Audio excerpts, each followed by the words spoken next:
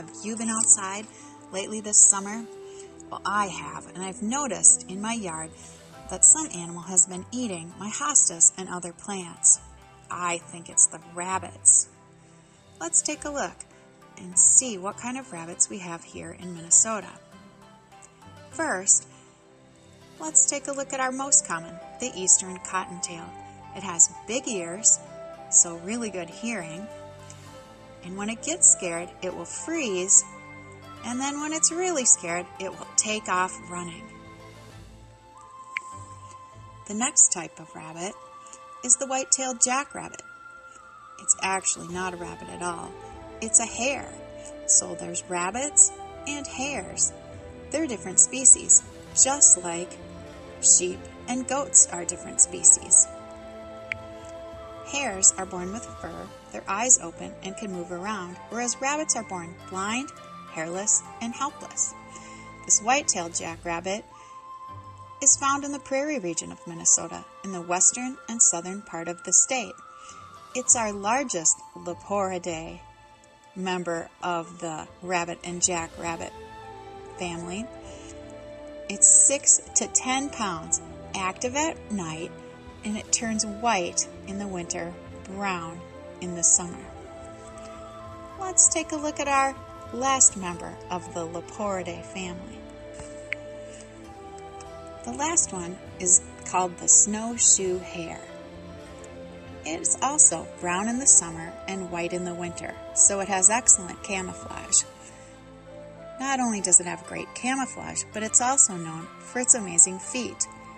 In fact, that's how it gets its name, Snowshoe Hare. It has big feet like snowshoes, so it can stay on top of the snow and not sink down deep, so when it's trying to get away from a predator, it's easier for it to escape.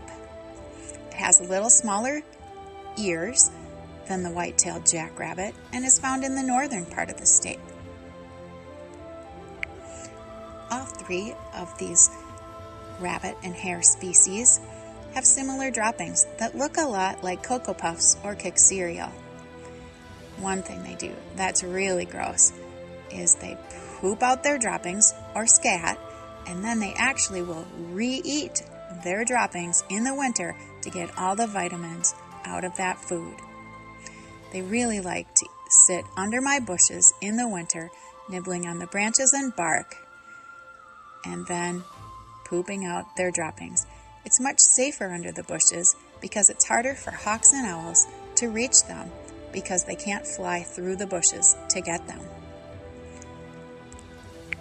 So the bushes provide safety as well as lunch. In the summertime, they eat green plants like my hostas. Now, they're mostly active at dawn and dusk, so we call them crepuscular. I have way too many of them in my yard. I wonder why. I recently learned that baby rabbits are taken care of their parents for the first 3 weeks of their life, and then the adult rabbits will mate within hours of the rabbit's birth. So after 3 weeks, the young rabbits are on their own, and the mother rabbit will give birth to more baby rabbits, and this happens again and again every 3 weeks. So I guess that saying, breed like rabbits, is very true. Well, if you have too many in your yard like I do, there's several things you can do. One of them is to put cages around your plants that are most tasty. Or you could just plant plants that rabbits don't like as much. If you absolutely have to do something about removing rabbits from your yard, here are the rules about what you can do. You can't use poison and you can't use artificial light. However, you can use any other means in the state of Minnesota. But each city has different rules about using firearms and other things to remove rabbits. So I recommend using a live trap. It's like a cage that doesn't kill the rabbit. And then you can place that along a rabbit trail, put some bait in it, like some tasty hosta leaves.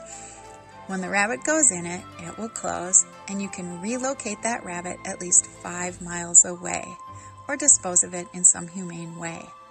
Please don't bring it to the Three Rivers Park District and release it.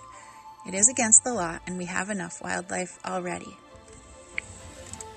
Many of us think rabbits are really cute animals, and so sometimes when we find baby rabbits, we want to keep them as pets. You can't do that. You need to be a licensed wildlife rehabilitator in order to keep wild rabbits as a pet. So, if you find them and you're sure they've been abandoned, you can bring them to the Wildlife Rehabilitation Center in Roseville or to some other certified wildlife rehab center. Because wild rabbits can carry parasites and diseases, and you really don't want to get parasites. So if you want a rabbit as a pet, it's best to just get one from a pet store. I hope you've enjoyed learning about our 3 members of the Leporidae family that we have here in Minnesota. What were they called? Let's see. The first one was the most common. Yep, the eastern cottontail. The second one was that big bunny found in the prairie regions of the state. Yep, the white-tailed jackrabbit, which is actually a hare. And the last one, a little bit smaller than that one, but also turns white in the winter. You can find it up north. Yep, you're right, the snowshoe hare with those big feet like snowshoes. I hope that you've enjoyed learning about them today, and that now you have some information about what to do about them in your yard. This is Naturalist Elise. Have a great day.